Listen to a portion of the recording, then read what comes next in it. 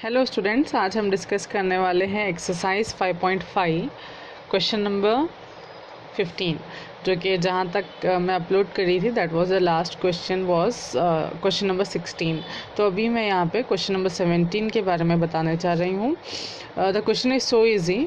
आपको same pattern है जिस तरह से मैं पहले भी बताई हूँ। एक नज़र देख लीजिए क्या है, किस तरह से है, मालूम हो जाता। सबसे पहले first let me read the question. Differentiate x square minus 5x plus 8 and x cube plus 7x plus 9 in 3 ways mention below. तो ये जो क्वेश्चन है इसको हमें 3 डिफरेंट वेज से सॉल्व करना है। फर्स्ट वे यहाँ पे बताया गया है product rule. Second by converting the given term into polynomial. Third by applying log. ये 3 मेथड आपको अप्लाई करना है to solve the same question, और आपको आंसर भी सेम ही मिलेगा तीनों मेथड में। मेथड कौन सा भी रहने दो, but the answer will be same in all the ways. Okay, so सबसे पहले मैं क्या कर रही हूँ, यहाँ पे जो भी क्वेश्चन दिया गया है उसको मैं नेम कर ले रही हूँ। लेट वाई बोल के उसको नेम दे दिए हम, ठीक है। एंड इक्वेशन नंबर 1 बोल के मैं यहाँ पे मार्क कर ली उसको, ठीक है। Then as the question is, पहले हमें प्रोडक्ट रूल अप्लाई करना है, तो प्रोडक्ट रूल में यहाँ पे डाल ली हेडिंग। तो मैं यहाँ पे डायरेक्ट सेंटेंस में लिख ले रही हूँ, differentiate equation number 1 with respect to x. तो कैसे करें, what is the differentiation of y का डिफरेंशिएशन हो जाता है d y by d x. और यहाँ पे हमें प्रोडक्ट रूल यूज़ करना है, इसीलिए मैं इनको यू एंड वी बोल के टर्म्स बना लूँगी, ठीक है। सो प्रोडक्ट रूल का फॉर्मूला आपको मालूम है, u v whole dash will be equal to u as it is v dash plus v as it is u dash. This is the formula, है ना। तो अब यहाँ पे हम क्या करेंगे, ये जो u है इसको एज इट इज़ रखना है अभी आपको फिल वक्त में। देन v का डिफरेंशिएशन करना है, एक्स क्यूब का डिफरेंशिएशन 3x स्क्वायर, 7x का डिफरेंशिएशन हो जाता 7, राइट। देन बीच में प्लस आना है, then v as it is रखना है। v क्या है हमारे पास, यह v is x cube plus 7x plus 9, इसको हम एज इट इज़ रख लेंगे। देन u का डिफरेंशिएशन, u क्या है यहाँ पे, x square minus 5x plus 8, तो उसका डिफरेंशिएशन करना है। एक्स स्क्वायर का डिफरेंशिएशन हो जाएगा 2x एंड माइनस 5x का डिफरेंशिएशन होता 5। तो ये जो 2 टर्म्स हैं मैं उसको इस तरह से यहाँ पे साइड वन बाय वन लिख दी हूँ, ठीक है। ये u हो गया, ये v डैश हो गया, ये v हो गया एंड ये u डैश हो गया। डिफरेंशिएशन के साथ लिख दी हूँ मैं, स्पेस नहीं रहने की वजह से नीचे लिखी हूँ। देन आपका काम है ये जो भी टर्म्स है इसको एक्सपांड कर लेना है। So first what I have done, ये 3x स्क्वायर को ये x स्क्वायर से मल्टीप्लाई करी हूँ मैं। 3x square into x square is 3x raise to 4। Then 7 into x square is 7x square. फिर क्या करेंगे, ये जो माइनस 5x है इसको इन दोनों से मल्टीप्लाई कर लेंगे।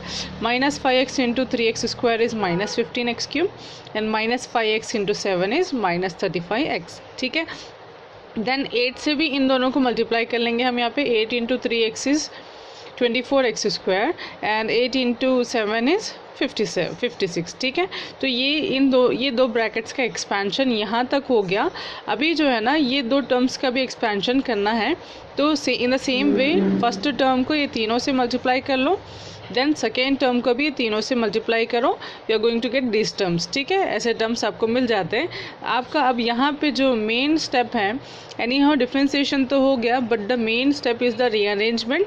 रीअरेंजमेंट में आपको डिसेंडिंग ऑर्डर में अरेंज करना है नंबर्स को। सबसे पहले x का जो हाईएस्ट पावर है वो टर्म्स कहाँ कहाँ है देख लो। This is 3x raise to 4 and this is 2x raise to 4। 3 + 2 हो गया 5x रेज़ टू 4, ठीक है। देन x रेज़ टू 4 होने के बाद एक्स क्यूब वाले टर्म्स देखो, यहाँ पे एक है और यहाँ पे एक है, तो ये कितने हो जा रहे हैं, -15 minus 5 will be -20 x cube, ठीक है। ये 2 हो गए। Now come to the x square term. X square का टर्म यहाँ पे एक है, फिर यहाँ पे भी एक है और यहाँ पे भी एक है, तो ये 7 + 24 + 14 मिल के हो गया 45, ठीक है। 45 एक्स स्क्वायर हो गया। देन अभी यहाँ पे देखो रिमेनिंग जो एक्स वाले टर्म है, ये वाला एक है और यहाँ पे ये वाला एक है एंड प्लस 18x भी है। यहाँ से तो 70 हो जाता, 70 में से अगर आप 18 माइनस करेंगे तो आपको -52 मिल जा रहा है यहाँ पे। एंड यह देखो अब कांस्टेंट वाले टर्म्स कहाँ पे हैं, कांस्टेंट वाले टर्म यहाँ पे, ठीक है। देखो 56 है, 56 में से 45 अगर आप निकालेंगे तो आपको आंसर मिलेगा 11। अब यहाँ तक सही कर लेंगे। अगर रीअरेंजमेंट में स्टेप में अगर आप प्लस और माइनस का सिंबल भी गलत कर देंगे तो आपका आंसर गलत होता, ठीक है। तो आपको करना क्या है, रीअरेंजमेंट थोड़ा क्लियरली, थोड़ा केयरफुली आपको करना है, ठीक है। हो जाता है, ऐसा कुछ नहीं है। सिर्फ पावर्स वाले जो भी हैं, मैचिंग पावर वाले लाइक टर्म्स, उनको ऐड कर लो। अगर अपोजिट साइन है, अल्टरनेट साइन है तो सब्ट्रैक्ट करो, जो साइन लिखना है वो साइन लिख दो। तो ये हो गया प्रोडक्ट रूल के हिसाब से आंसर। अब आपको देखना है कि बाकी के दो मेथड जो है इनसे भी आपका आंसर सेम ही आता। डेफिनेट है कि कौन सा भी आप मेथड यूज़ कर लो, आंसर इज़ द सेम। मंजिल तो एक ही है, रास्ते बदल सकते, ठीक है, लेकिन पहुंचना तो एक ही जगह है, पहुंचते एक ही जगह, it means the same answer आपको मिल जाता, only the methods are different. अब है पॉलिनोमियल का मेथड। पॉलिनोमियल बोले तो आपको करना क्या है, ये जो इक्वेशंस के टर्म्स हैं इनको पूरे तरीके से एक्सपांड कर लेके एक बड़ी इक्वेशन बनाना है। सी क्या करी हूँ मैं यहाँ पे, पहले ये जो पूरे टर्म्स हैं एक दूसरे को मल्टीप्लाई कर ली हूँ मैं, तीनों टर्म्स को, यहाँ के तीनों टर्म्स से। एक्स स्क्वायर को पहले ये तीनों से मल्टीप्लाई करी हूँ, देन -5x से तीनों को मल्टीप्लाई करी हूँ, देन 8 से भी ये तीनों को मल्टीप्लाई कर ली हूँ मैं। फिर उसका जो भी एक्सपेंशन है यहाँ पे लिख दी हूँ मैं, ठीक है। क्लियरली आप देख सकते हैं दिस इज़ -45x। तो यहाँ तक अगर आप एक्सपांड कर लेंगे तो ये इक्वेशन आपको मिल जाती। आफ्टर गेटिंग द इक्वेशन, इसको भी रीअरेंज आपको करना है। सबसे पहले x का highest power is x⁵, then 4 वाले टर्म्स यहाँ पे एक है, एक ही है ये, राइट, -5x⁴, ये एक हो गया। क्यूब वाले कहाँ कहाँ हैं, ये एक है और ये एक है, ठीक है। क्यूब वाले 2 हो गए, स्क्वायर वाले यहाँ पे एक है, यहाँ पे एक है, उन दोनों को भी ऐड कर लो, -26 मिल जाता। देन हाँ, यहाँ पे देखो -45x एंड +56x है। 56 में से 45 अगर आप निकालेंगे then you are going to get 11x, and जो रिमेनिंग 72 है इसको लिख लिए। तो ये तो आपका आंसर नहीं है, बट आपको यहाँ पे बताया गया है कि मेथड पॉलिनोमियल वाला यूज़ करना है, इसीलिए आप यहाँ पे करें हैं। ये जो भी टर्म्स थे इनको एक्सपांड करके इक्वेशन बना लिए। नाउ ये जो भी पॉलिनोमियल मिली ना बड़ी इक्वेशन, इसको आप डिफरेंशिएट करेंगे तो आपको आंसर मिलेंगे, सेम यही मिलेंगे आंसर, ठीक है। अब देखो differentiate with respect to x वाला सेंटेंस डाल दो, y का डिफरेंशिएशन हो जाता dy/dx x⁵ का, तो यही है 5 × 4 20, x³ हो जाता है, एंड 5 3 45 हो जा रहा है, एंड 26 2 52 हो जाता, 11x का डिफरेंशिएशन तो हो जाता 11। You can see clearly both the answers are same, ठीक है। अगर आपको डिफरेंशिएशन करने भी नहीं हो रहा, लेकिन करने आए तो ये आंसर आ जाता। अगर if you don't want to write differentiate this equation, आप सेम इसका आंसर देख के यहाँ पे कॉपी कर ले सकते हैं, ठीक है। अब यहाँ पे आ जाओ next method. Next method is the logarithmic method और लोगैरिथमिक डिफरेंशिएशन। इसके लिए करना क्या है हमें, सी जो भी इक्वेशन नंबर 1 है उसको हम दोनों भी तरफ लॉग अप्लाई कर लेंगे। See this is our equation number 1, इसको दोनों भी तरफ लॉग अप्लाई करेंगे तो यहाँ पे log y बन जाता है, and this will be log of this 2 terms, ठीक है। तो यहाँ पे मैं डायरेक्ट इक्वेशन लिख दी हूँ, log y = log of this 2 terms, ठीक है। ये हम यहाँ पे फॉर्मूला हो जाता है log mn वाला। So it is the log mn formula, log mn = log m + log n। This is the formula we have to make use, ठीक है। तो यहाँ पे जो भी दोनों प्रोडक्ट में है ना, इसको आप प्लस में लिख सकते हैं by using this formula. log m + log n बन गया ये।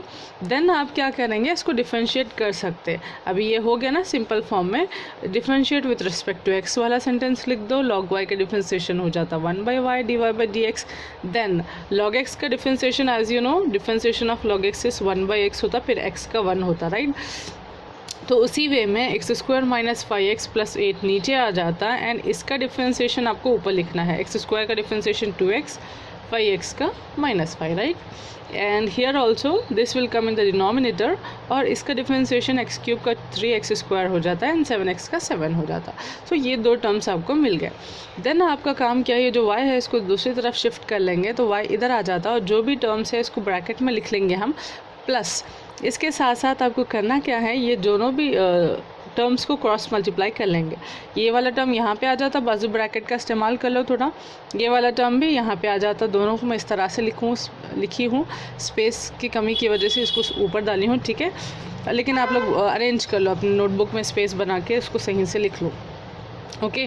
तो ये सही सेम टर्म्स हैं, there is no change in the sign. खाली मैं करी क्या हूँ, क्रॉस मल्टीप्लाई करी हूँ, इसको यहाँ पे ली हूँ, इसको यहाँ पे ली हूँ, उन दोनों को मल्टीप्लाई कर दी हूँ। I have given the direction also, तो उसके बेसिस पे आप इसको रीअरेंज कर लो। देन देखो मैं यहाँ पे एक स्टेप डायरेक्ट करी हूँ, I have not substituted the value of y. Y की जो वैल्यू है आप देख सकते हैं इक्वेशन नंबर में ये आती है ना, this is same as the denominator you are having, ये और y सेम ही है, ये y की ही वैल्यू है, तो इसीलिए मैं डायरेक्टली ये स्टेप में इन दोनों को कैंसिल कर दी। तो रिमेनिंग टर्म जो भी है आपका न्यूमरेटर है, न्यूमरेटर क्या है यहाँ पे 2x - 5 है, x³ + 7x + 9 है, plus 3x² + 7 and x² - 5x + 8, ये न्यूमरेटर है, तो इसको मैं रख ली। देन यहाँ पे और भी स्टेप्स को रिड्यूस करते हुए डायरेक्ट आंसर हम लिख सकते हैं, क्योंकि हमें आंसर तो मालूम हो गया क्या आना है answer, this is the answer right. तो मैं यहाँ पे स्टेप्स को रिड्यूस करते हुए इन दोनों को ओपन नहीं की हूँ मैं, क्योंकि मुझे तो पता है कि आंसर ये आना है, तो इसीलिए मैं डायरेक्ट ये आंसर लिख दिया। आप भी इसको डायरेक्ट इस तरह से लिख सकते हैं, ठीक है। अगर आपको 5 मार्क्स के लिए सिर्फ और सिर्फ यही क्वेश्चन 5 मार्क्स के लिए पूछा गया, तो आप इसको थोड़ा एक आध स्टेप लिख के 5 मार्क्स के जैसा उसको डिज़ाइन करके लिख देंगे, ठीक है। अदरवाइज़ यही एक क्वेश्चन 5 मार्क्स के लिए 3 बिट्स पूछे तो इतना शॉर्ट तो नेसेसरी है, क्योंकि और ज़्यादा अगर आप लिखते बैठेंगे तो आपके पास टाइम सफिशिएंट नहीं रहता, स्पेशली इन मैथ्स। तो आप इस तरह की ट्रिक अप्लाई कर सकते हो, ओके।